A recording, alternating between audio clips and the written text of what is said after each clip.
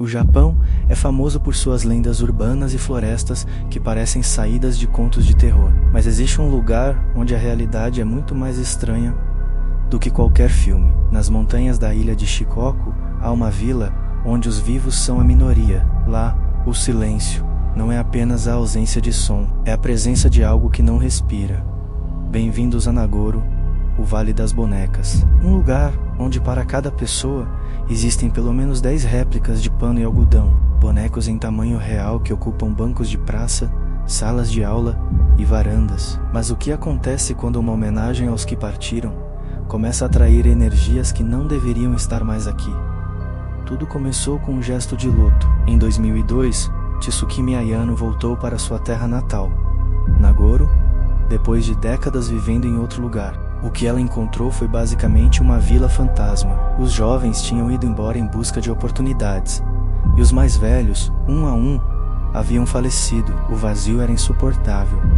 A solidão ecoava pelas ruas silenciosas. Para combater esse sentimento, ela teve uma ideia. Ela fez o primeiro boneco, uma réplica de seu próprio pai. Ela o vestiu com as roupas dele e o colocou no campo, como se ele estivesse ali, vigiando a colheita, como sempre fez. Mas ela não parou por aí. Logo, cada vizinho, cada amigo que partia, ganhava um substituto de pano. Hoje são mais de 350 bonecos espalhados por cada canto da vila. Eles estão em todos os lugares, esperando em pontos de ônibus que nunca chegam, trabalhando em campos abandonados ou simplesmente sentados em cadeiras, olhando para o nada. A vila, que antes estava morrendo, agora está cheia de presenças. A intenção de Ayano era nobre: preencher o vazio deixado pela morte e pela migração. Cada boneco é uma memória, um rosto familiar que se recusa a desaparecer. Ela os posiciona em cenas do dia a dia, recriando a vida que um dia existiu ali. Há um grupo de bonecos pescando no rio,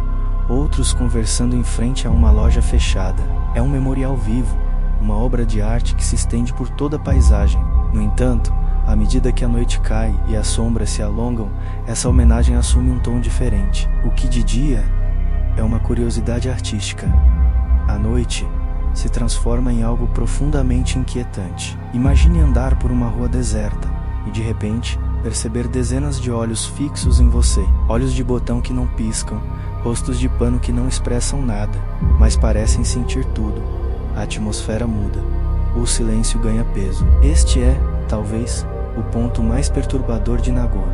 Em 2012, a escola primária da vila fechou suas portas para sempre. O motivo era simples e triste. Não havia mais crianças para ensinar. O último par de alunos havia se formado. Para que o prédio não morresse junto com suas memórias, Tsukimi Ayano decidiu repovoá-lo. Hoje, se você entrar nessas salas de aula, a cena é de arrepiar. Dezenas de alunos de pano estão sentados em suas carteiras, todos virados para o quadro negro, como se estivessem esperando um professor que nunca virá. Há também bonecos no lugar dos professores e até mesmo um diretor em seu escritório. O tempo parou dentro daquela escola. Visitantes e até mesmo investigadores paranormais que foram até lá relatam que, ao caminhar pelos corredores vazios, a sensação de ser observado é constante e opressiva. É quase como se você estivesse invadindo um espaço sagrado. Alguns afirmam ter ouvido sons estranhos.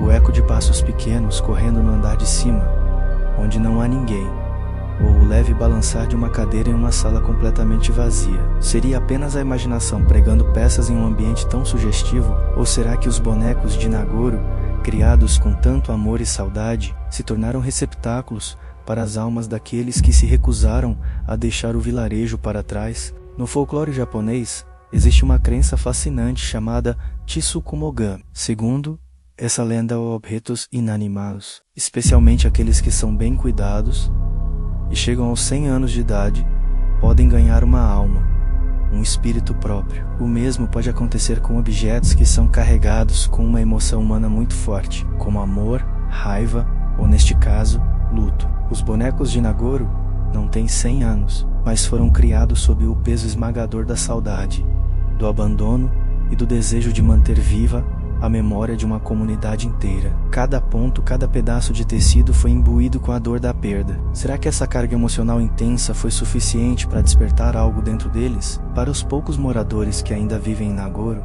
os bonecos são companheiros, guardiões silenciosos que protegem a vila. Eles os tratam com respeito, como se fossem velhos vizinhos, mas para especialistas em ocultismo, a prática de criar réplicas humanas tão detalhadas, especialmente em um local marcado pela morte e pelo isolamento, é como acender um farol no escuro. É como abrir um convite para que entidades da floresta e espíritos errantes encontrem um corpo para habitar. O Vale das Bonecas pode estar, sem querer, servindo de ponte entre o nosso mundo e o Yomi, o submundo japonês, a Terra dos Mortos. Existem relatos, claro, histórias contadas em voz baixa por viajantes que se perderam nas estradas sinuosas de Tokushima e acabaram em Nagoro durante a madrugada. Uma dessas histórias, que circula online, é a de um motorista que, dirigindo sob uma névoa densa, viu o que parecia ser um grupo de pessoas paradas no acostamento. Pensando que precisavam de ajuda ou que ele poderia pedir informações, ele parou o carro. Ao se aproximar, o alívio se transformou em terror. Não eram pessoas, eram os bonecos, parados imóveis na escuridão. Assustado, ele voltou correndo para o carro e acelerou, mas, ao olhar pelo retrovisor, ele jurou ter visto uma das figuras, um boneco com a cabeça baixa, virar lentamente o rosto em sua direção, acompanhando o carro com seu olhar vazio. Verdade? Ou apenas uma lenda urbana, nascida do medo? É difícil dizer, o fato é que a energia do lugar é inegavelmente pesada.